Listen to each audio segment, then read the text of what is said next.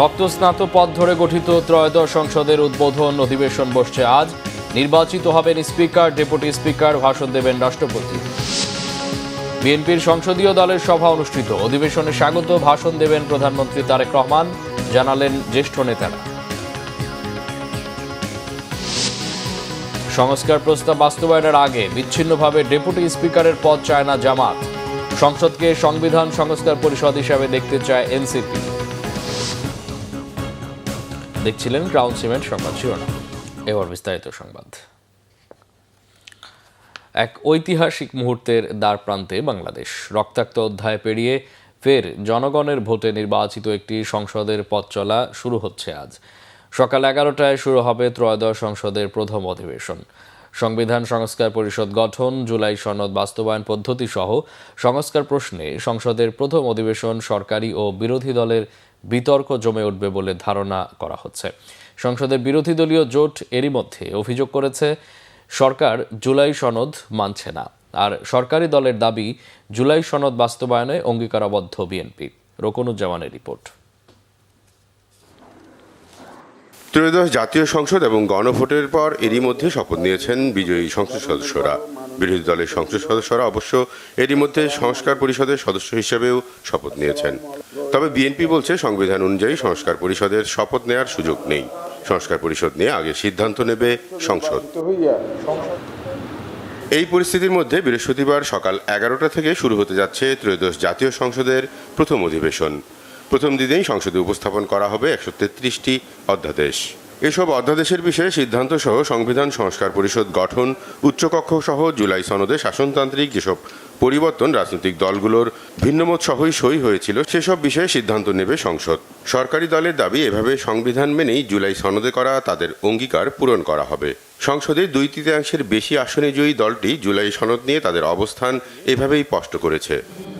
যদি গণভোটের রায়কে আমরা সম্মান দিতে চাই, জাতীয় সংসদে আগে যেতে হবে, সেখানে আলাপ আলোচনা করতে হবে, আইন প্রণয়ন করতে হবে, সংবিধানে সেটা অন্তর্ভুক্ত করতে হবে।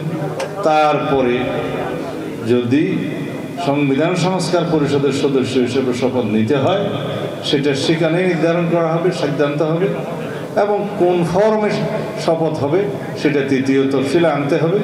কে শপথ বাক্য পাঠ করাবে সেটা নির্ধারিত হবে, তারপরে এটা বিধিসম্মত হবে।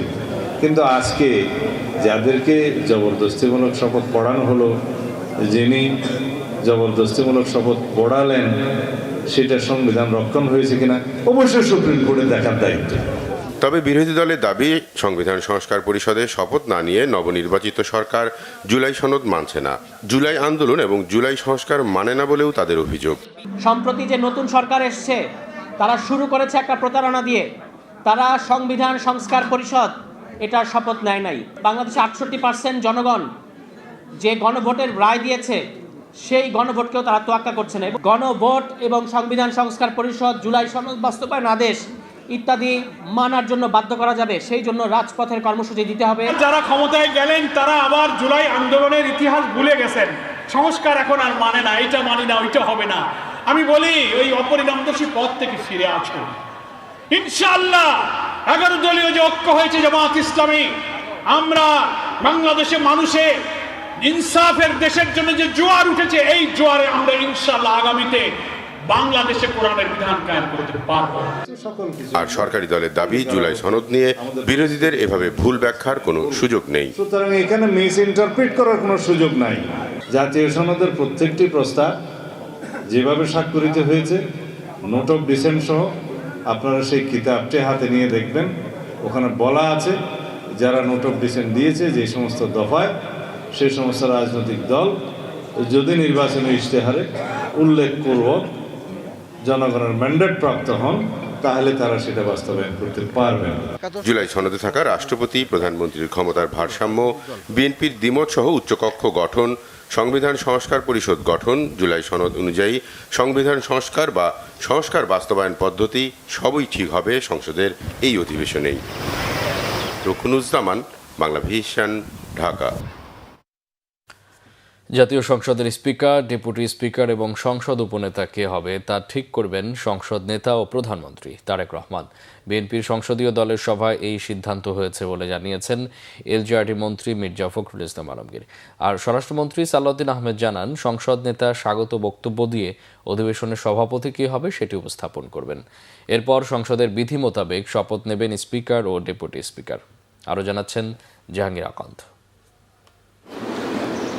বৃহস্পতিবার বেলা 11টায় বসছে বহুল প্রত্যাশিত ত্রয়োদশ জাতীয় সংসদের উদ্বোধনী অধিবেশন। অধিবেশনের শুরুর আগের দিন বুধবার বেলা 11টায় সংসদ ভবনে অনুষ্ঠিত হয় বিএনপির সংসদীয় দলের সভা। এতে সভাপতিত্ব করেন প্রধানমন্ত্রী ও সংসদ নেতা তারেক রহমান।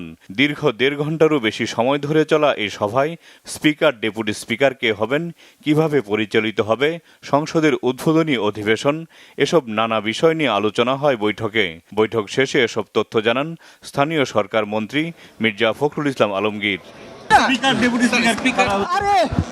এটা দায়িত্ব দিয়ে দেওয়া হয়েছে আমাদের সংসদ নেতাকে। সংসদ নেতাকে দায়িত্ব দেওয়া হয়েছে। স্বরাষ্ট্রমন্ত্রী সালাউদ্দিন আহমেদ জানান, বেশ কিছু ঐতিহাসিক সিদ্ধান্ত নেওয়া হবে ত্রয়োদশ জাতীয় সংসদের উদ্বোধনী অধিবেশনের শুরুতে। সংসদ নেতা মাননীয় প্রধানমন্ত্রী প্রারম্ভিক স্বাগত বক্তব্যের মধ্য দিয়ে অধিবেশনের সভাপতি কে হবেন, যেহেতু স্পিকার এবং ডেপুটি স্পিকার আজ পর্যন্ত আমাদের জানা মতে অ্যাভেলেবেল হয় নাই, সেজন্য কে সভাপতিত্ব করবেন ইত্যাদি বিধি মোতাবেক তিনি উপস্থাপন করবেন, আহ্বান করবেন একজনকে সভাপতিত্ব করার জন্য, এবং তার সভাপতিত্বে স্পিকার এবং ডেপুটি স্পিকার নির্বাচিত হবেন। তার পরবর্তীতে সংসদের বিধি মোতাবেক যে সমস্ত স্পিকার এবং ডেপুটি স্পিকারকে শপথ গ্রহণ করাবেন রাষ্ট্রপতি।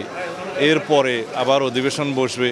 সেই অধিবেশনে প্রথমে সভাপতিমণ্ডলীর প্যানেল ঘোষণা করা হবে, তারপরে সুপ্রস্তাব আসবে, সুপ্রস্তাবের উপর আলোচনা হবে, তারপরে সংসদে যে সমস্ত অর্ডিন্যান্সগুলো প্লেস করার কথা, উত্থাপন করার কথা 133টি অধ্যাদেশ আইনমন্ত্রী উত্থাপন করবেন, এবং এরপরে রাষ্ট্রপতির ভাষণ হবে।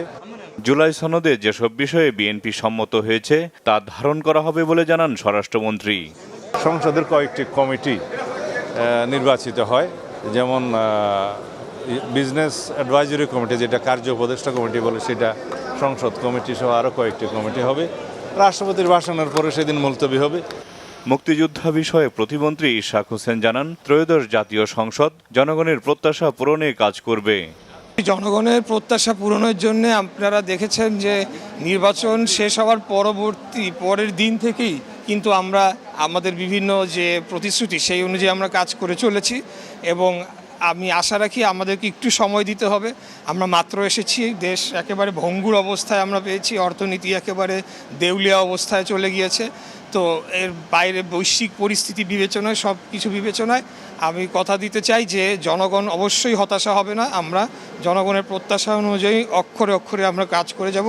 এটার জন্য আমাদেরকে জনগণেরও সহযোগিতা দরকার হবে। 15 মার্চ অধিবেশনের বিরতি হতে পারে বলে জানান মন্ত্রীরা। বৃহস্পতিবার থেকে শুরু হচ্ছে বহুল কাঙ্ক্ষিত ত্রয়োদশ জাতীয় সংসদের উদ্বোধনী অধিবেশন। সরকারি দল এবং বিরোধী দলের সংসদ সদস্যদের অংশগ্রহণে সংসদ প্রাণবন্ত হয়ে উঠবে এবং দেশের উন্নয়নে কার্যকর ভূমিকা রাখবে, এমনটাই প্রত্যাশা সাধারণ মানুষের। জাহাঙ্গীর আকান্ত, বাংলাভিশন, সংসদ ভবন, ঢাকা। চিফ হুইপ নুরুল ইসলাম মনি বলেছেন, গণতন্ত্রের সৌন্দর্যই হচ্ছে মতের ভিন্নতা সত্ত্বেও আলোচনার মাধ্যমে সমস্যার সমাধান করা। সেই লক্ষ্যেই সংসদকে কার্যকর ও অর্থবহ প্রতিষ্ঠানে পরিণত করতে দৃঢ়প্রতিজ্ঞ সরকারি দল। গতকাল বিএনপির সংসদীয় দলের সভা শেষে এলডি হলে সংবাদ সম্মেলনে তিনি এসব কথা বলেন। চিফ হুইপ বলেন, আজ যে সংসদ শুরু হবে সেটি হবে জনগণের সংসদ। লক্ষ্য হচ্ছে একটি কার্যকর, প্রাণবন্ত ও দায়িত্বশীল সংসদ পরিচালনা করা। তারা চান সংসদে জাতীয় গুরুত্বপূর্ণ বিষয় নিয়ে গঠনমূলক আলোচনা, যুক্তিপূর্ণ তর্ক ও সুস্থ বিতর্কের পরিবেশ সৃষ্টি হোক। সংসদ পরিচালনায় বিরোধী দলের গঠনমূলক ভূমিকা ও সহযোগিতা প্রত্যাশা করেন জানিয়ে তিনি বলেন, পারস্পরিক শ্রদ্ধা, সংলাপ ও ঐক্যমতের ভিত্তিতেই জাতীয় গুরুত্বপূর্ণ বিষয়ের সমাধান করা সম্ভব। আংশিক নয়, জুলাই সনদের পুরোপুরি বাস্তবায়ন চায় বিরোধী দল। তাই ডেপুটি স্পিকার দেয়ার ব্যাপারে সরকারি দলের প্রস্তাব নাকচ করার কথা জানিয়েছেন জামাত আমির ও বিরোধী দলীয় নেতা শফিকুর রহমান। অন্যদিকে সরকারি দলকে সংবিধান সংস্কার পরিষদের শপথ নেওয়ার জন্য আহ্বান বিরোধী দলীয় চিফ হুইপ নাহিদ ইসলামের। নাবিল জাহাঙ্গীরের প্রতিবেদন। ত্রয়োদশ জাতীয় সংসদের প্রথম অধিবেশনের আগের দিন বুধবার রেওয়াজ অনুযায়ী সংসদ ভবনে বৈঠকে বসেন বিরোধী দলীয় সংসদ সদস্যরাও। বিরোধী দলীয় নেতার কক্ষে অনুষ্ঠিত বৈঠকে সংসদের রীতিনীতি এবং বিরোধী দলীয় কর্মকৌশল নির্ধারণ নিয়ে আলোচনা হয়। যেহেতু অধিকাংশই সদস্য নতুন, সে কারণেই সংসদের ফর্মালিটিস, তারপরে ক্রাইটেরিয়া, ক্যারেক্টার, ভাষা, এসব বিষয়ে আমরা কিছুটা তাদেরকে ব্রিফিং দিয়েছি। বৈঠক শেষে বিরোধী দলীয় চিফ হুইপ সরকার দলীয় সংসদ সদস্যদের সংবিধান সংস্কার পরিষদের শপথ নেয়ার আহ্বান জানান। যে সংবিধান সংস্কার পরিষদ শপথ যেহেতু আমরা নিয়েছি সংবিধান সংস্কার পরিষদের সদস্য হিসেবে, সরকারি দল নেয়নি, আমাদের একটা দাবি আছে যাতে সংবিধান সংস্কার পরিষদের শপথ নেওয়া এবং এই সংসদটাকে সংবিধান সংস্কার পরিষদ হিসেবে কার্যকর করা। বিকালে জাতীয় সংসদের এলডি হলে আনুষ্ঠানিক সংবাদ সম্মেলন করেন জামাত আমির ও বিরোধী দলীয় নেতা শফিকুর রহমান। বলেন, ২৪-এর আকাঙ্ক্ষাকে অগ্রাহ্য করার কোনো সুযোগ নেই। আমরা চাই জুলাই সংস্কারের যে প্রস্তাব, সেই প্রস্তাবটা পুরোপুরি বাস্তবায়ন হোক। এর আলোকে বিরোধী দলের যতটুকু পাওনা আমরা অতটুকু চাই, এর বেশি চাই না। ওই প্রস্তাবেই আছে যে একজন ডেপুটি স্পিকার বিরোধী দল থেকে হবেন। আমরা খণ্ডিতভাবে এটা চাচ্ছি না। প্রথম অধিবেশনে রাষ্ট্রপতির ভাষণের বিষয়ে বিরোধী দলের তীব্র আপত্তির কথাও জানান তিনি। হ্যাঁ, আমরা অনেক আলাপ আলোচনা করেছি এই ব্যাপারে এবং কালকে আমাদের ভূমিকা দৃশ্যমান আপনারা দেখবেন। যেমন সূর্য উঠবে তেমন ভাষণ শুনবেন এবং আমাদের ভূমিকাও দেখবেন। সরকার দেশ ও জনগণের বিপক্ষে কোনো পদক্ষেপ নিলে প্রয়োজনে রাজপথে নামার হুঁশিয়ারিও দেন জামাত আমির। নাবিল জাহাঙ্গীর, বাংলা ভিশন, ঢাকা। প্রথম ওয়ানডেতে পাকিস্তানের বিপক্ষে টাইগারদের জয়ে আনন্দিত দর্শকরাও। নাহিদ রানার গতির ঝড়ে মুগ্ধ হন ক্রিকেট প্রেমীরা। 2027 বিশ্বকাপে সরাসরি খেলতে এই দলটার উপরেই বিশ্বাস রাখছেন তারা। মিরাজের দলকে উৎসাহ দিতে মাঠে আসেন প্রধানমন্ত্রী তারেক রহমানের কন্যা ব্যারিস্টার জাইমা রহমান। পুরো ম্যাচ দেখেন দর্শক গ্যালারিতে বসে। মানিক মাহমুদের রিপোর্ট। ওয়ানডে ফরম্যাটে টাইগারদের হুঙ্কারে ঘায়াল হতো যে কোনো প্রতিপক্ষ। এটা খুব বেশি দিন আগের কথা নয়। তবে সময় পরিক্রমায় দাপটে ভাব হারিয়ে র্যাঙ্কিংয়ের তলানিতে চলে যায় বাংলাদেশ। নতুন উদ্যমে অবস্থান উন্নতির চেষ্টা করছে আইসিসির র্যাঙ্কিংয়ে 10মে থাকা দলটি।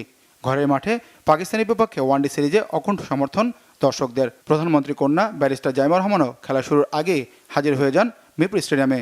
তাকে অভ্যর্থনা জানান ক্রীড়া প্রতিমন্ত্রী আমিনুল হক। প্রায় 3 মাস পর আন্তর্জাতিক ক্রিকেটে ফিরে প্রথম ম্যাচেই পাকিস্তানের বিপক্ষে জ্বলে ওঠে মিরাজের দল। গতির ঝড় আর চৌকস বোলিংয়ে প্রতিপক্ষের উইকেট উপড়ে ফেলতে থাকেন বাংলাদেশের ব্রেটলি খ্যাত নাহিদ রানা। ক্যারিয়ারে 5 উইকেটের ফাইফার নেয়ার কৃতিত্ব দেখান দ্য ডেস্ট্রয়ার। মাত্র 114 রানে গুটিয়ে যায় পাকিস্তান। জবাবটা খুব সহজেই দেয় বাংলাদেশ। 8 উইকেটে জিতে নেয় ম্যাচ। অপরাজিত 67 ইনিংস খেলেন তানজিদ তামিম। সুখের অনুভূতি দর্শক মনে। তবে আক্ষেপ ম্যাচটা এত অল্পতে শেষ হওয়ায়। খেলছি পাকিস্তান যদি কিছু স্কোর করতে পারতো আর হয়তো আমাদের প্লেয়াররা রান পাইতো। যেমন আজকে তানজিদ তামিম সেঞ্চুরি করে একটা সুবর্ণ সুযোগ ছিল। আমরা আগামীতে যাতে আমরা বিশ্বে চ্যাম্পিয়নে দাঁড় করা যেতে পারি। নাহিদ রানা 5 উইকেট নিচে। নাহিদ রানার বল অনেক ভালো লাগছে। প্রতিটা জয় আমাদের জন্য অনেক সুখের, আমাদের বাংলাদেশি আমরা। সাইফের ব্যাটিংয়ে প্রশ্ন দর্শকদের। বোলারদের আরও যাচাই করতে পারতেন মিরাজ। অভিমত তাদের। তারপরও 2027 ওয়ানডে বিশ্বকাপ মিশনে র্যাঙ্কিং উন্নতিতে এই দলটার উপর ভরসা রাখছেন দর্শকরা। সাইফ হাসান আজকে অতটা ভালো ব্যাটিং করতে পারিনি। বলারদেরকে আরেকটু ইউজ করা দরকার ছিল। যেমন মেহেদি মিরাজ 10 ওভার না করে হয়তো রিশাদকে আরেকটু বল করাতে পারতো, তারপরে মুস্তাফিজকে আরো কয়েকবার করাতে পারতো। এটা বোলিংটা আরেকটু করাতে পারতো বাংলা। টিম কম্বিনেশন এখন ঠিক আছে, বাট সৌম্যকে মনে হয় একটু চান্স দেওয়া উচিত ছিল, কারণ সৌম্য লাস্ট ওয়েস্ট ইন্ডিজ টুরে কিন্তু খুব ভালো খেলেছে। সামনে যেহেতু ওয়ার্ল্ড কাপ, সো এই টিম কম্বিনেশন নিয়ে ওয়ার্ল্ড কাপে কোয়ালিফাই করা যাবে আমার মনে হয়। পুরো ম্যাচটা মাঠে বসে দেখেছেন জাইমা রহমান। জয়ের সাক্ষী হয়েছেন বাংলাদেশের। স্টেডিয়াম থেকে বের হয়ে কোনো প্রতিক্রিয়া না জানালেও তার অভিব্যক্তি বলে দিচ্ছিল জয়ের তৃপ্তি নিয়ে ফিরছেন ঘরে। টি-20 বিশ্বকাপে খেলতে না পারার হতাশা ভুলে ঘুরে দাঁড়াতে এবং আগামী 2027 ওয়ানডে বিশ্বকাপে খেলার মিশনে এরকম একটা জয় বড্ড প্রয়োজন ছিল বাংলাদেশের। এখন তাদের চ্যালেঞ্জ পরের 2 ম্যাচে জয়ের ধারাবাহিকতা বজায় রাখা। মানিক মাহমুদ, বাংলা ভিশন, মিরপুর শেরেবাংলা জাতীয় স্টেডিয়াম, ঢাকা। বিগত 17 বছর দেশে গুম খুনের রাজত্ব চলেছে। মুক্তিযুদ্ধকে ব্যবহার করেছে আওয়ামী ফ্যাসিস্ট সরকার, এমন অভিযোগ করেছেন মুক্তিযুদ্ধ বিষয়ক প্রতিমন্ত্রী ইশাক হোসেন। বুধবার সন্ধ্যায় গোবিবাগ সাদেক হোসেন খোকা কমিউনিটি সেন্টারে বাংলাদেশ জাতীয়তাবাদী মুক্তিযুদ্ধ প্রজন্ম দলের আয়োজিত সংবর্ধনা ও ইফতার মাহফিলে তিনি এসব কথা বলেন। ইশাক হোসেন বলেন, মুক্তিযুদ্ধকে ধারণ করে জাতীয়তাবাদী মুক্তিযুদ্ধ প্রজন্ম দল যদি এগিয়ে যেতে পারে তাহলে কোনো অপশক্তি দেশের ক্ষতি করতে পারবে না। স্বাধীন হওয়ার পর থেকে এর বিরুদ্ধে ষড়যন্ত্র, সীমাহীন ষড়যন্ত্র হয়ে আসছে। বিভিন্ন সময় বিভিন্ন আধিপত্যবাদী শক্তি আমাদের এই দেশের উপরে তারা ভর করেছে, আমাদের রাজনীতিতে হস্তক্ষেপ করেছে, আমাদের বাংলাদেশের জনগণের অধিকারকে লুণ্ঠন করেছে, বাংলাদেশের গণতন্ত্রকে হত্যা করেছে, বাংলাদেশকে গুম খুন এবং হত্যার যজ্ঞের একটা নগরীতে পরিণত করা হয়েছিল বিগত 17 বছর ধরে। এবং এই কাজটি করতে গিয়ে তারা মুক্তিযুদ্ধকে ব্যবহার করেছে, মুক্তিযুদ্ধকে বিকৃত করেছে এবং আমাদের এই পবিত্র মুক্তিযুদ্ধকে অনেকটা প্রশ্নের মুখে ফেলার মতো অবস্থা করে দিয়েছিল। বিএনপি সরকারের সময় দেশের প্রতিটি ধর্মের মানুষ নিরাপদে বসবাস করবে বলে জানিয়েছেন প্রধানমন্ত্রীর সহকারী একান্ত সচিব আব্দুর রহমান সানি। গতকাল রাজধানীর ভাসানটেক স্কুল অ্যান্ড কলেজ মাঠে ভাসানটেক থানা বিএনপি আয়োজিত নাগরিকদের সঙ্গে মতবিনিময় ইফতার মাহফিলে এসব কথা বলেন তিনি। এ সময় তিনি আরও বলেন, কোনো ধর্মের মানুষ অন্য ধর্মের মানুষের উপর হস্তক্ষেপ করতে পারবে না এবং সকল নাগরিকের ধর্মীয় স্বাধীনতা নিশ্চিত করা হবে। পবিত্র মাহে রমজান উপলক্ষে প্রধানমন্ত্রী তারেক রহমানের নির্দেশনায় আয়োজিত এই অনুষ্ঠানে এলাকার বিভিন্ন শ্রেণী পেশার মানুষ অংশ নেন। অনুষ্ঠানে স্থানীয় বাসিন্দারা গ্যাস সংকট, পানি সমস্যা, রাস্তা সংস্কার, রাস্তা প্রশস্তকরণ, ধর্মীয় উপাসনালয় নির্মাণ এবং লাইব্রেরি প্রতিষ্ঠার মতো বিভিন্ন বিষয় তুলে ধরেন। তাদের এসব সমস্যার কথা মনোযোগ দিয়ে শোনেন আব্দুর রহমান সানি এবং প্রধানমন্ত্রীর সঙ্গে আলোচনা করে দ্রুত সমাধানের আশ্বাস দেন। মধ্যপ্রাচ্য জুড়ে চলমান যুদ্ধ শেষ করতে 3 শর্ত রেখেছে ইরান। দেশটির প্রেসিডেন্ট মাসুদ পেজেশকিয়ান জানিয়েছেন, ইরানকে পারমাণবিক কর্মসূচি চালিয়ে যাওয়ার অনুমতি, চলমান যুদ্ধের ক্ষতিপূরণ এবং ভবিষ্যতে ইরানে হামলা না চালানোর বিষয়ে আন্তর্জাতিকভাবে নিশ্চয়তা দিলেই যুদ্ধবিরতিতে যাবে তেহরান। সামাজিক মাধ্যম ট্রুথ সোশ্যালের এক পোস্টে 3 শর্তের কথা জানিয়েছেন পেজেশকিয়ান।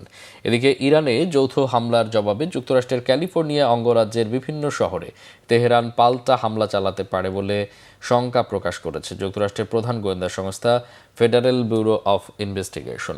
স্থানীয় সময় বুধবার লস অ্যাঞ্জেলেসের জয়েন্ট রিজিওনাল ইন্টেলিজেন্স সেন্টারের মাধ্যমে এই গোপন সতর্কবার্তা জারি করেছে এফবিআই। গোয়েন্দা বিভাগের বিবৃতির পর ক্যালিফোর্নিয়া জুড়ে নিরাপত্তা জোরদার করা হয়েছে বলে জানিয়েছেন অঙ্গরাজ্যটির গভর্নর গ্যাভিন নিউসম।